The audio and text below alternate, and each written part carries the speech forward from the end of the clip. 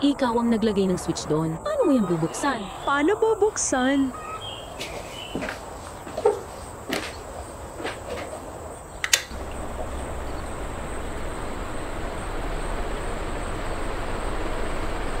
Paano papatalin?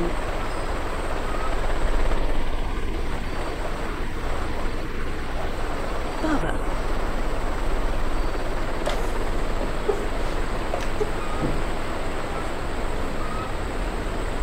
Sino ang nagsabi sa iyo na ganito ang pagkabit? Yang.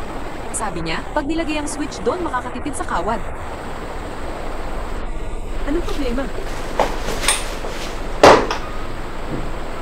Ikaw ba nagpakabit ng ganyan? Sabihin mo sa akin paano patayin itong ventilador.